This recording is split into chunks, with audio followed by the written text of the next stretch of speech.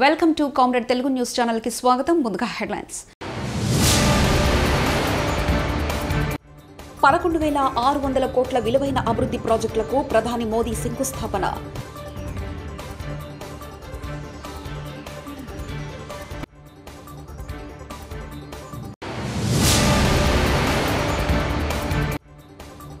పద్మ అవార్డులకు ఎంపికైన వారికి 25 లక్షలు ఇస్తాం. దీంతో పాటు పెన్షన్ కూడా. రేవంత్ రెడ్డి.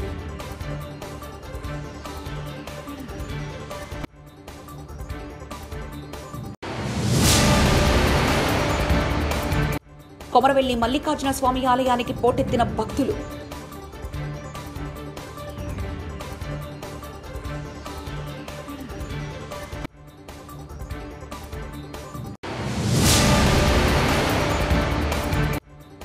తెలుగు కళామ తల్లికి చిరంజీవి మూడో కన్ను. వెంకయ్యనాయుడు.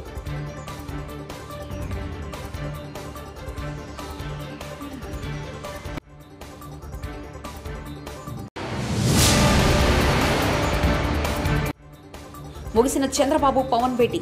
సీట్ల సర్దుబాటుపై ఫుల్ క్లారిటీ.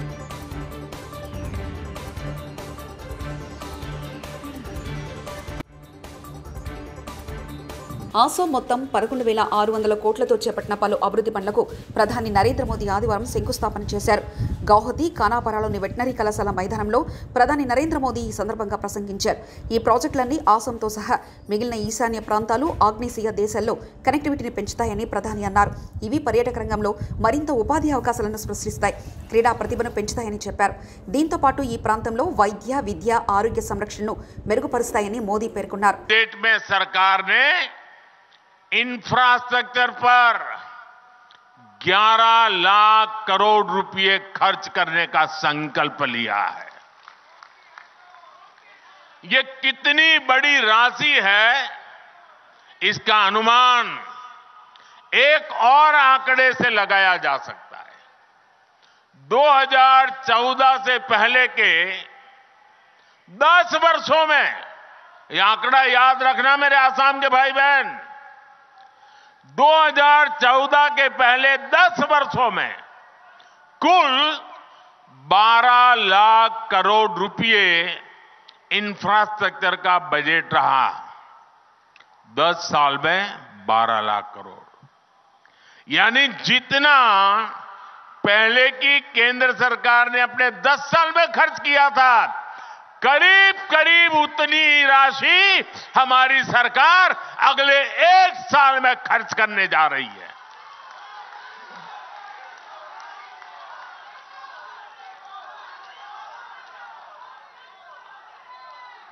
आप कल्पना कर सकते हैं कि देश में कितने बड़े पैमाने पर निर्माण कार्य होने जा रहा है. और जब इतनी बड़ी राशि निर्माण कार्यों में लगती है तो नए रोजगार बनते हैं, उद्योगों को नई गति मिलती है. రాష్ట్రంలో ప్రతి ఒక్క పద్మశ్రీ అవార్డు గ్రహీతకు ప్రభుత్వం తరఫున 25 లక్షల నగదు బహుమతి అందజేస్తామని సీఎం రేవంత్ రెడ్డి వెల్లడించారు. అంతేకాదు ప్రతి నెల వారి ఖర్చుల కోసం 25,000 పెన్షన్ కూడా ఇస్తామని అన్నారు. గ్రామీణ ప్రాంతాల్లో ఉంటున్న కవులు, కళాకారులు ఒకానొక పరిస్థితుల్లో వెనక్కి తిరిగి చూసుకుంటే దుర్భర పరిస్థితులు ఉంటున్నాయని ప్రస్తావించారు. ఈ నేపథ్యంలో వివిధ రంగాల్లో రాణించిన వారిని గుర్తించాల్సిన బాధ్యత మన ప్రభుత్వంపై ఉందని రేవంత్ రెడ్డి తెలిపారు. ఏపీలో త్వరలో జరగబోయే సార్వత్రిక ఎన్నికల్లో టీడీపీ, జనసేన కలిసి పోటీ చేస్తున్న విషయం తెలిసిందే. చాలాసార్లు బహిరంగ సభలో ఆ ఇరు పార్టీల అధ్యక్షులు ఈ విషయాన్ని స్పష్టం చేశారు. అయితే సీట్ల పంపకం, అలాగే పొత్తుకు సంబంధించిన కొన్ని అపార్థాలు చోటు చేసుకోవడంతో ఆ రెండు పార్టీల మధ్య విభేదాలు నెలకొన్నాయన్న అనుమానాలకు తావిచ్చింది. ఇన్నాళ్ళు కలిసిమెలిసి ఉన్న టీడీపీ, జనసేన ఎన్నికల్లో ఒంటరిగానే పోటీ చేస్తాయా అనే వాదనలు వినిపించాయి. తాజాగా వాటికి పుల్ స్టాప్ పెడుతూ ఆ రెండు పార్టీల అధ్యక్షులైన చంద్రబాబు నాయుడు, పవన్ కళ్యాణ్ ఆదివారం నాడు భేటీ అయ్యారు. ఉండవల్లిలోని చంద్రబాబు నివాసంలో 3 గంటల పాటు భేటీ సాగింది. సిద్దిపేట జిల్లా కొమరవెల్లి మల్లికార్జున స్వామి ఆలయంలో రద్దీ నెలకొంది. జాతరలో భాగంగా 3వ ఆదివారం వివిధ ప్రాంతాల నుంచి పెద్ద ఎత్తున భక్తులు తరలివచ్చారు. పట్నాలు, బోనాలు సమర్పించి స్వామివారిని దర్శించుకున్నారు. దర్శనానికి 5 గంటలకు పైగా సమయం పడుతుంది. కొండపై ఉన్న మల్లన్నతో తోబుట్టువు రేణుకాయలమ్మకు భక్తులు బోనాలు సమర్పిస్తున్నారు.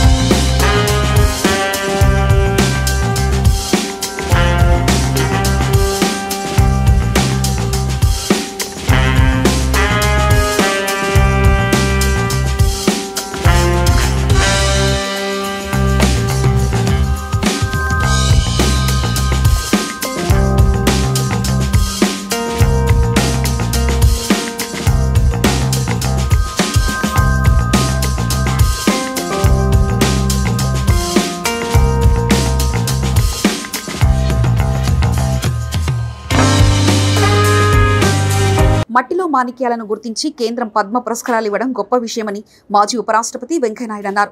పద్మ పురస్కారాలకు ఎంపికైన తెలుగు వారిని తెలంగాణ ప్రభుత్వం సన్మానించడం సంతోషంగా ఉందన్నారు. తెలుగు కళామ తల్లికి ఎన్టీఆర్, ఏఎన్ఆర్ రెండు కళ్ళైతే చిరంజీవి మూడో కన్ను అని వెంకయ్యనాయుడు కొనియాడారు. తెలంగాణ నుంచి పద్మ అవార్డు వచ్చినట్టు పెద్దలు వివిధ రంగాల్లో వాళ్ళ ప్రతిభను గుర్తించి ఈరోజు పద్మ అవార్డు వాళ్ళకు వచ్చింది. నేను ముఖ్యంగా అవార్డులు సన్మానాలు పెద్దగా జీవితంలో తీసుకోరు కూడా. కానీ ప్రధానమంత్రి గారు ఈ పద్మ అవార్డు ఈ స్థాయిలో మీకు ఇస్తున్నామని చెప్పిన తర్వాత నేను ఆయన మీద గౌరవంతో కాదనలేకపోయాను. కేంద్ర ప్రభుత్వానికి ధన్యవాదాలు చెప్తున్నా, వినమ్రంగా ఆ అవార్డును స్వీకరిస్తున్నానని చెప్పాను. ఈరోజు రాష్ట్ర ముఖ్యమంత్రి శ్రీ రేవంత్ రెడ్డి గారిని నేను అభినందిస్తున్నాను. ఒక మంచి ప్రతిభ ఉన్న వ్యక్తులను గుర్తించి కేంద్రం వాళ్ళకి పద్మ పురస్కారాలు ఇవ్వడం ఒక ఎత్తు అయితే, అలాంటి పురస్కారాలు అందుకున్న వారిని, మన తెలుగు వారిని ఈ రాష్ట్రంలో ఇచ్చి సన్మానించాలని చెప్పని అనుకోవడం ఏంటో ఇది మంచి సాంప్రదాయం అని చెప్పని నేను భావిస్తున్నా. సాంప్రదాయానికి నాంది పలికిన రేవంత్ రెడ్డి గారిని హృదయపూర్వకంగా అభినందిస్తున్నా. నాకన్నా చిన్నవాడు కాబట్టి ఆశీర్వదిస్తున్నాను. మట్టిలో మాణిక్యాలను ఆ వాసన పట్టి గుర్తించి బయటకు తీసినట్టుగా ఈ మహానుభావులను, మహా వ్యక్తులను కేంద్ర ప్రభుత్వం నరేంద్ర మోడీ గారు వారికి గుర్తించి పద్మ అవార్డు ఇవ్వడం ఒక కొత్త సాంప్రదాయం. ఏంటంటే గుర్తింపు పొందరండి వ్యక్తులకు గుర్తింపునివ్వడం అనే కార్యక్రమం కింద ఈ మంచి సాంప్రదాయాన్ని చేపట్టారు. వారికి కూడా నేను శుభాకాంక్షలు అందజేస్తూ ఉన్నాను. నా తోటి మిత్రుడు, ప్రేమపాత్రుడు శ్రీ చిరంజీవి గారికి పద్మ విభూషణ్ లభించినందుకు నా సరసన నాకు ఎంతో సంతోషంగా ఉంది. తెలుగు కళామ తల్లికి రెండు కళ్ళు స్వర్గీయ నందమూరి తారక రామారావు గారు, అక్కినేని నాగేశ్వరరావు గారు అయితే మూడవ కన్ను ఈ చిరంజీవి గారికి నాకు నచ్చింది కాబట్టి, జనం మెచ్చింది కాబట్టి ఆ విషయాన్ని చెప్పడం జరిగింది. మరి తన నటనా కౌశల్యం ద్వారా ప్రజానికాన్ని రంజింప చేయడం, దానికోసం నిరంతరం శ్రమిస్తూ ఉండడం ఒక ఎత్తైతే, ఆ నటనలో కొన్ని ప్రమాణాలు పాటించి అసభ్యతకు, అశ్లీలతకు, హింసకు పెద్దగా తావివ్వకుండా నటన కొనసాగించడం ఏతుందో చిన్న విషయం కాదు. ఆ విషయంలో చిరంజీవి గారిని ఇతరులు కూడా ఆదర్శంగా తీసుకోవాల్సిన అవసరం ఎంతో ఉంది. రెండవది, మన యొక్క ప్రజా జీవనంలో ఉన్న వాళ్ళందరూ భారతీయ సంస్కృతిని పాటించి share and care is the core of Indian philosophy. పెద్ద నటుడుగా పేరు వచ్చినా, రాజకీయాల్లో అవకాశం వచ్చి పైకి వెళ్ళినా, మరి ఇంత జనానికి, సామాన్య జనానికి మేలు చేయాలనే ఉద్దేశంతో ఆ బ్లడ్ బ్యాంక్ కార్యక్రమాన్ని చేపట్టి దాన్ని కరోనా సమయం ఆ తర్వాత కూడా నిరంతరం కొనసాగించడం అవుతుందో చాలా చాలా అభినందించిన విషయం అని మీ అందరూ కూడా మనం చేస్తున్నాం. అందుకని సహజంగా వారికి ఈ అవార్డు వచ్చిందని తెలిస్తే నాకు చాలా సంతోషం. ముఖ్యమంత్రి గారిని నేను అభినందించాను, ఇందాక కేంద్ర ప్రభుత్వాన్ని అభినందించాను, ఈ పద్మ అవార్డు వాడు ఇచ్చిన నన్ను అభినందించాను. ఈ వయసులో కూడా ఇలా ఉత్సాహంగా ఉండి ఇంత ఉరకరెత్తించేట్టుగా నటన చేయడం అంటే చిన్న విషయంగా, జనాలకు ఎంత శ్రమ ఉందో, రోజు ఎంత బాధలు పడుతుంటారో, ఎంత ఇబ్బంది పడుతుంటారో నటులు మనం అర్థం చేసుకోవచ్చు. బట్ శ్రమ, ఆ శ్రమ అది ఇష్టపడిన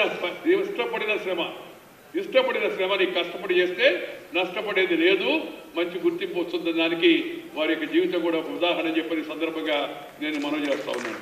జంగారెడ్డిగూడెం గోకుల తిరుమల పారిజాతగిరి శ్రీ వెంకటేశ్వర స్వామి ప్రీతికరమైన రోజు శనివారం ఆరాధన, బాలభోగం, నివేదన, తోమాల సేవ, తీర్థప్రసాద గోష్ఠి అనంతరం భక్తులకు దర్శనమిచ్చారు. భక్తులు పోటెత్తారు. జిల్లా నలుమూలల నుంచి ఏజెన్సీ మెట్ట ప్రాంతం భక్తులు అధిక సంఖ్యలో భక్తులు తరలివచ్చారు. శ్రీ స్వామివారి అష్టోత్తర పూజలు, ప్రత్యేక దర్శనం చేసుకుని శ్రీ స్వామివారికి ముడుపులు, మొక్కుబడులు చెల్లించుకున్నారు. జంగారెడ్డిగూడెం వికాస తరంగిణి భక్త బృంద సభ్యులు శ్రీ శ్రీనివాస గానామృతం ఆలపించారు.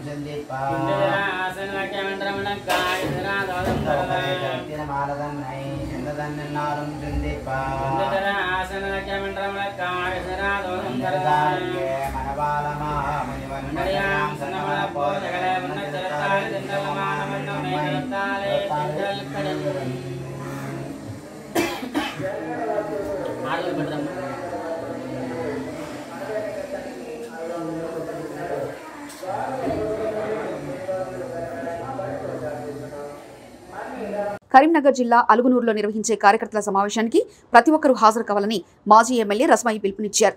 మానకొండూరు మండల కేంద్రంలోని బీఆర్ఎస్ పార్టీ కార్యాలయంలో మీడియా సమావేశంలో ఆయన మాట్లాడారు. రేపు పార్లమెంటు ఎన్నికలకు సమాయత్తంలో భాగంగా రేపు మానకొండూరు నియోజకవర్గ ముఖ్య కార్యకర్తల యొక్క సమావేశము 11 గంటలకు లక్ష్మీనరసింహ గార్డెన్ అలుగునూరులో సమావేశం ఉన్నది. దానికి ముఖ్య అతిథులుగా దిశ నిర్దేశించడానికి గౌరవ మాజీ మంత్రివర్యులు తెలంగాణ ఉద్యమ నేత హరీష్ అన్న గారు, అలాగే గౌరవ పార్లమెంటు మాజీ సభ్యులు వినోదన్న గారు కూడా హాజరు కానున్నారు. కాబట్టి కార్యకర్తలు, గౌరవనీయమైనటువంటి ప్రజాప్రతినిధులు, బీఆర్ఎస్ పార్టీ కుటుంబ సభ్యులందరూ కూడా తప్పక హాజరు కావాల్సిందిగా మీడియా ద్వారా కోరడం జరుగుతూ ఉన్నది. ముఖ్యంగా రానున్న 5 సంవత్సరాల కాలంలో నేను ఎమ్మెల్యేగా ఉన్నటువంటి సందర్భం మహిళా సాధికారతే లక్ష్యంగా ముఖ్యమంత్రి శ్రీ వైఎస్ జగన్మోహన్ రెడ్డి గారి పరిపాలన చేస్తున్నారని పాలకొండ నియోజకవర్గ ఎమ్మెల్యే కళావతి, ఎమ్మెల్సీ పాలవలస విక్రాంత్ అన్నారు. వీరఘట్టం మండలంలో శనివారం ఉదయం ఏర్పాటు చేసిన వైఎస్ఆర్ ఆసరా చెక్కుల పంపిణీ కార్యక్రమంలో ఎమ్మెల్యే కళావతి, ఎమ్మెల్సీ పాలవలస విక్రాంత్ పాల్గొని మాట్లాడారు.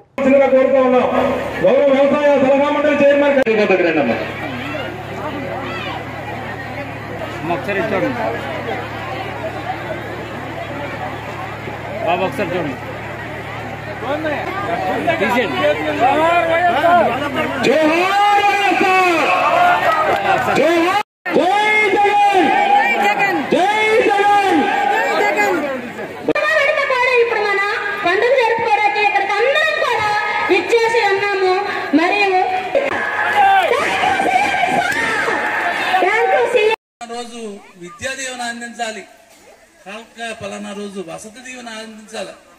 ఇలాగ ప్రతి కార్యక్రమానికి షెడ్యూల్.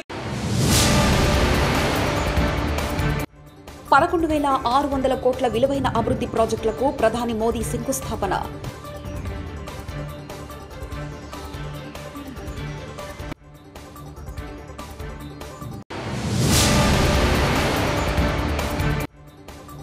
పద్మ అవార్డులకు ఎంపికైన వారికి 25 లక్షలు ఇస్తారు. దీంతో పాటు పెన్షన్ కూడా. రేవంత్ రెడ్డి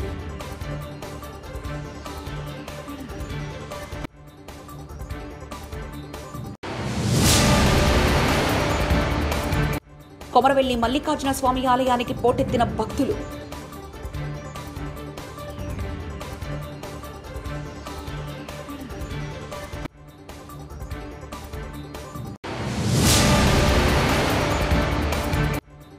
తెలుగు కళామ తల్లికి చిరంజీవి 3వ కన్ను. వెంకయ్యనాయుడు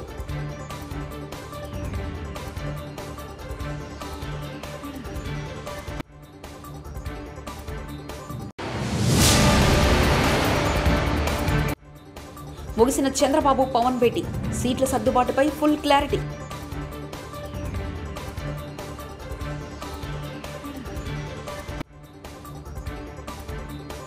ఇవి బులెటిన్ విశేషాలు. చూస్తూనే ఉండండి కామ్రేడ్ తెలుగు న్యూస్ ఛానల్ ప్రతినిధి ఒంటేరు రమేష్ చంద్ర పరకాల.